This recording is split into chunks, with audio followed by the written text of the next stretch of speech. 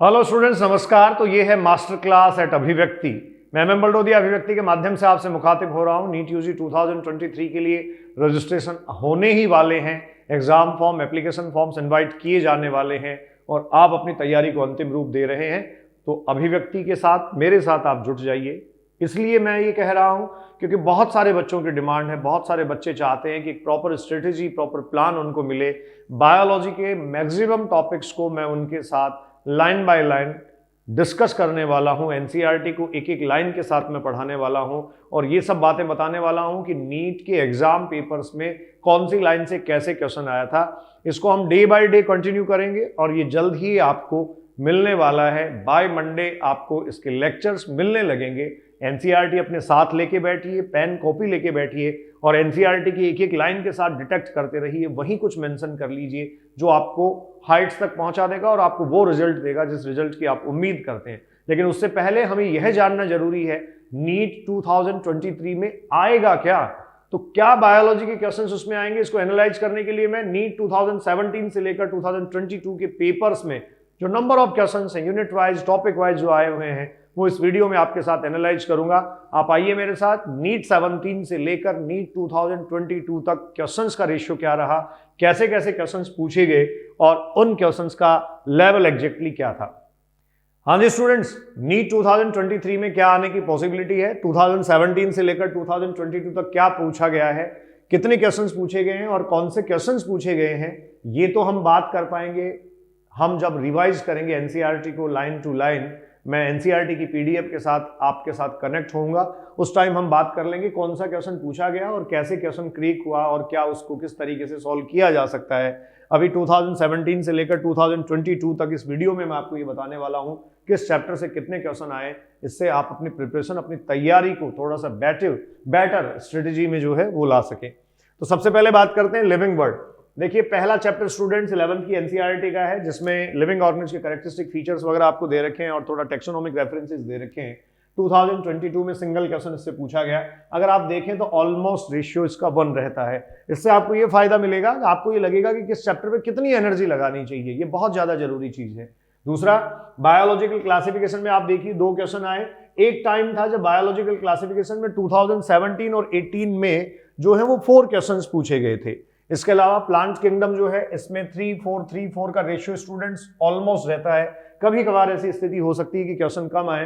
तो इन तीनों चैप्टर में जो एक तरीके से लिविंग वर्ल्ड की जो डाइवर्सिटी है उसको रिप्रेजेंट करते हैं, इसमें एनिमल किंगडम भी हम काउंट कर लेते हैं। तो इनको अगर हम देखें तो लास्ट टाइम के क्वेश्चंस आप देखिए 3 and 3 6 and 2 8, तो ऑलमोस्ट आपको 8-9 क्वेश्चंस जो है वो बच्चों यहां से मिल जाते हैं।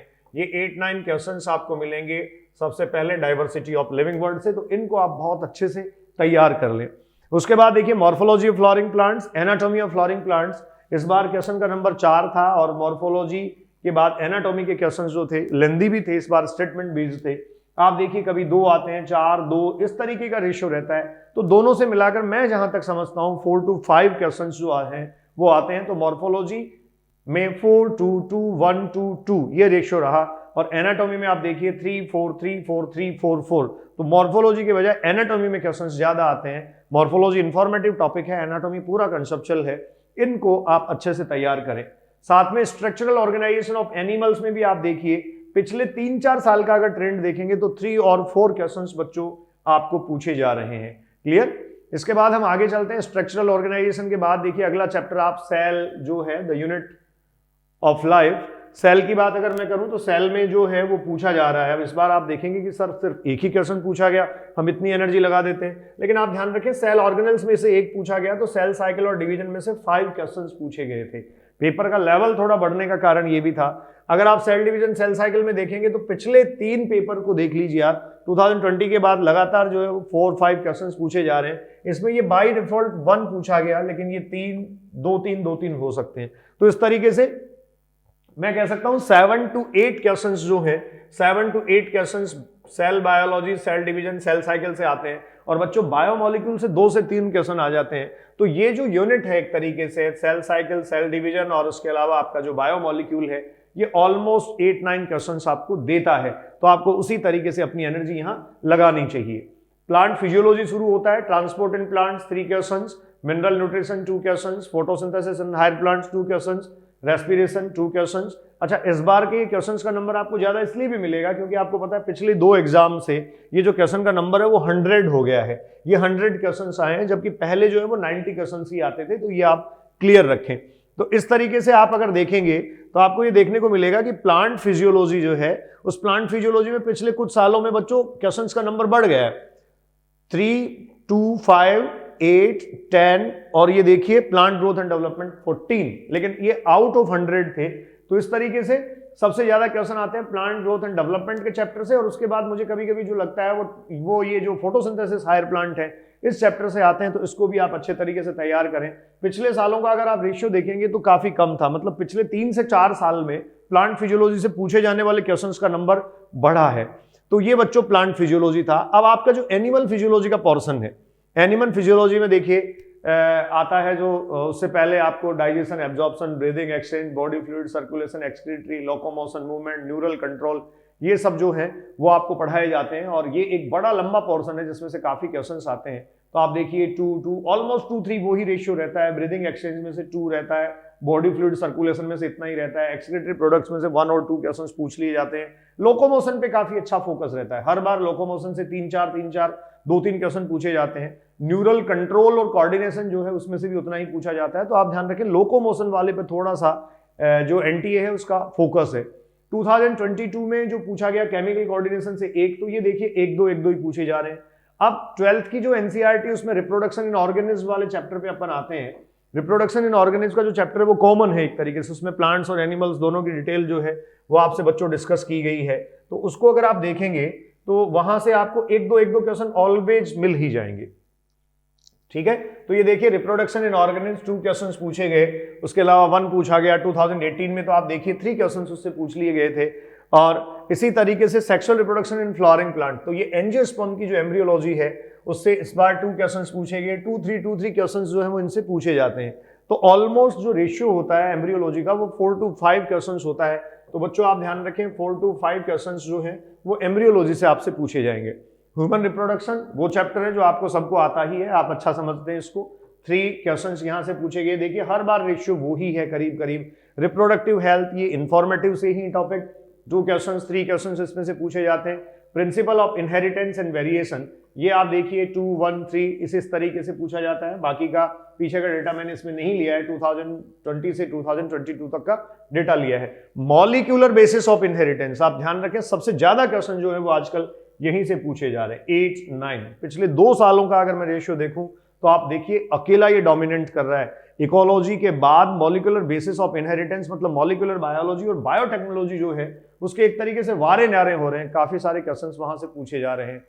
इवोल्यूशन में आप देखिए बच्चे 2-3 क्वेश्चन का एवरेज ऑलवेज होता है। तो इवोल्यूशन में 2022 में आप देखेंगे आपके पास नंबर ऑफ क्वेश्चंस देखिए 2 हैं इवोल्यूशन में जो पूछे गए, उससे पहले कई बार 3 या 4 भी पूछे गए हैं। तो 2 से 3 तक का एवरेज इवोल्यूशन में आपको मिलेगा। उसके बाद human health and disease 2-3 questions पूछे गए, कभी कभी ज्यादा भी पूछे गए, जैसे 20 और 29 में देखिए 2019 में देखिए आप जो है वो 5 क्वेश्चंस पूछे गए, 18 में भी 5 क्वेश्चंस थे। तो इस तरीके से स्ट्रेटजीज फूड एनहांसमेंट और माइक्रोब्स इन ह्यूमन वेलफेयर, ये जो एप्लीकेशन का पोर्शन है इससे बच्चों 2-3 क्वेश्चंस पूछ लिए जाते हैं। और इससे पहले अगर देखें पिछले साल में तो इससे ज्यादा अच्छा नंबर था, 5 क्वेश्चंस पूछ लिए गए थे, और कभी कभार तो ये धमाका भी कर देता है, 9 क्वेश्चंस जो है वो यहाँ से आए हैं। तो कई बार इम्बैलेंस जरूर होता है। आप कौन से टॉपिक्स पे स्पेशली एनर्जी लगाएंगे अब तक हम कंक्लूड कर चुके हैं। आप देखिए डाइवर्सिटी में बड़ा पोर्शन है, 7 से 8, 8-10 क्वेश्चन आ जाते हैं, वो चारों चैप्टर जो शुरू किए उनको मिला के। सेल बायोलॉजी में 5 से 6 आ जाते हैं। मॉलिक्यूलर बेसिस इनहेरिटेंस में से सबसे ज्यादा क्वेश्चन जो हैं वो पूछे जा रहे हैं। उसके बाद ये जो बायोटेक्नोलॉजी आपको दे रखा है, देखिए बायोटेक्नोलॉजी के 2 चैप्टर हैं, principle and processes, 5 to 7 question. देखो 7 क्वेश्चन हैं, 6 and 6 बहुत बड़ा नंबर दे दिया गया है, 6 and 2। इस तरीके से ये बच्चों बायोटेक्नोलॉजी पे भी आपको फोकस करने की जरूरत है। तो मॉलिक्यूलर बायोलॉजी, बायोटेक्नोलॉजी, इकोलॉजी, इसके अलावा मैं कह सकता हूं जो फिजियोलॉजी है प्लांट और एनिमल दोनों की, ये काफी इंपॉर्टेंट हो जाती हैं। और सबसे लास्ट में हमारे सामने आता है मेगा टॉपिक, जिसको आप ऑर्गेनिज्म एंड पॉपुलेशन कह रहे हैं। देखिए 3 and 5 पूछे गए। ऑर्गेनिज्म एंड पॉपुलेशन का जो चैप्टर है बच्चों, इकोलॉजी का फर्स्ट चैप्टर है, 12th की एनसीईआरटी का 13th चैप्टर जिसको आप कहते हैं, और इसमें से देखिए 3, 5, 3, 2, तो मतलब 2 से 3 क्वेश्चन इससे पक्का आते ही आते हैं। और दूसरा एनवायरमेंटल इशू का चैप्टर है, उससे क्वेश्चन आते हैं। कई बार वहां से नंबर कम भी हो जाता है, लेकिन 2019 के पेपर में देखिए 6 क्वेश्चन वहां से पूछे गए थे। बायोडाइवर्सिटी एंड कंजर्वेशन को आप देखिए 3 क्वेश्चन पूछे गए। इसके अलावा जो इकोसिस्टम है वहां से भी 3 क्वेश्चन पूछे गए। तो इस तरीके से मुझे ये समझ आ रहा है 3 and 3 6, 3 9, 12 क्वेश्चन एवरेज आपके पास जो है वो इनका मिल जाएगा।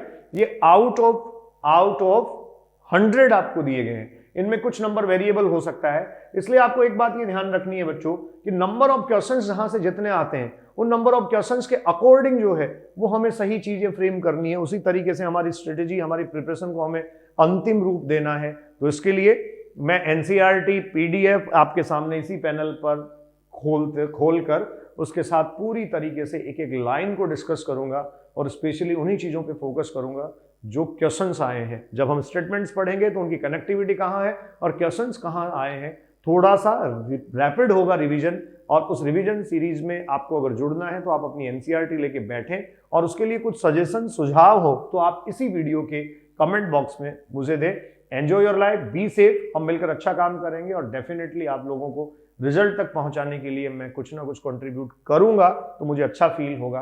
आपका रिजल्ट, आप सब लोगों की सफलता हम सब लोगों के लिए न्यूट्रिशन और पोषण होता है। Enjoy your life, be safe, thank you.